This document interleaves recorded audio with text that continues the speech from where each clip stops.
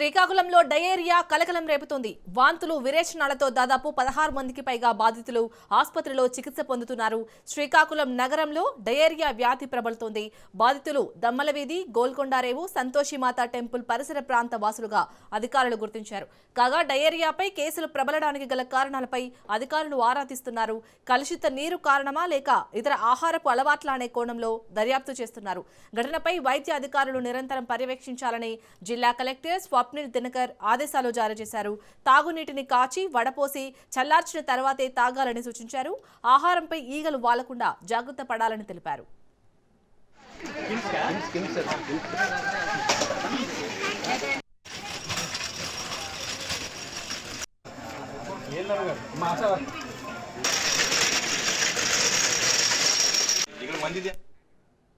Right శ్రీకాకుళంలో అయితే diarrhoea కలకలం రేపుతోంది. వాంతులు విరోచనాలతో అయితే అక్కడ 16 మందికి పైగా బాధితులు ఆసుపత్రిలో చికిత్స పొందుతున్నట్టుగా తెలుస్తోంది. దీనికి సంబంధించి మరిన్ని అప్డేట్స్ ని మా ప్రతినిధి నాగభూషణం అందిస్తారు. నాగభూషణం, ఎవరైతే హాస్పిటల్లో చికిత్స పొందుతున్నారో వారి పరిస్థితి ఏ విధంగా ఉంది? అక్కడ శ్రీకాకుళంలో ఏ విధంగా ఉంది సిచ్యుయేషన్?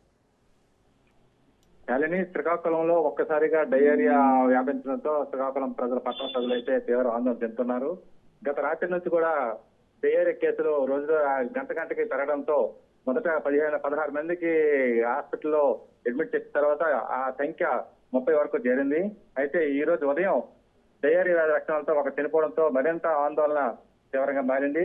ఈ నేపథ్యంలో అధికార యంత్రాంగం అయితే పట్టుదిట్టమైనటువంటి ఏర్పాట్లు చేస్తుంది. అటు మున్సిపల్ శాఖ అధికారులు, ఇటు జిల్లా యంత్రాంగం కలెక్టరేట్ ఆధ్వర్యం నుంచి ప్రత్యేకమైనటువంటి పర్యవేక్షణలో ప్రత్యేక వైద్య బృందాలను కూడా ఏర్పాటు చేయడం జరిగింది. అత్యవసరంగా వైద్య శిబిరాలు ఏర్పాటు చేశారు. అయితే ఈ డయేరియా కారణాలు అయితే ఇంకా స్పష్టమైనటువంటి ఆధారాలు లభించలేదు. ఎందుకంటే కలుషితమైనటువంటి నీటి వల్ల జరిగిందా లేకపోతే ఆహార సమస్య వల్ల జరిగిందా అటువంటిది ఇంకా స్పష్టత రాలేదు.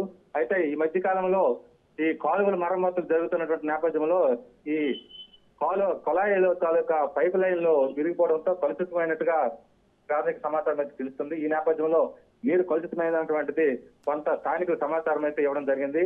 ఈ నేపథ్యంలో ఈ ప్రస్తుత అధికారులు అయితే మాత్రం ఆ దిశలో కూడా తనిఖీలు నిర్వహిస్తున్నారు.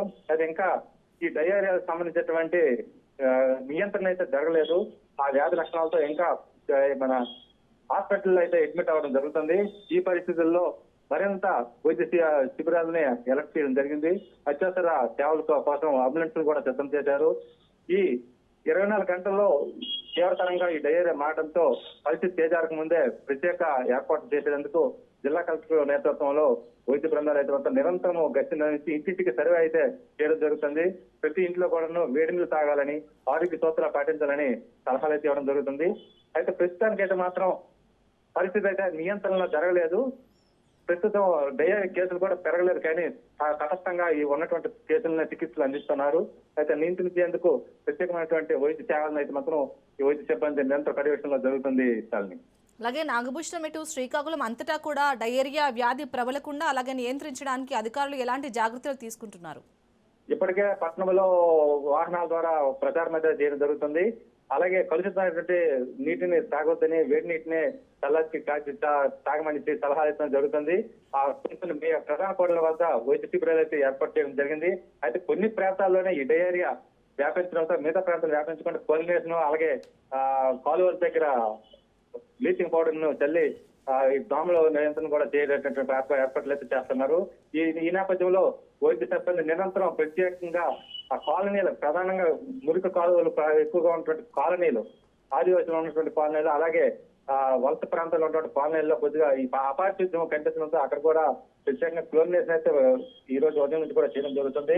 ఈ నేపథ్యంలో జిల్లా ప్రధానంగా ఉన్నటువంటి పట్టణ ప్రాంతాల్లో ఉన్నటువంటి ఇతర ప్రాంతాలకు వ్యాపించకుండా వైద్య సిబ్బంది అయితే మాత్రం గట్టి నిర్వహిస్తున్నారు. Right, thank you Nagabhushanam.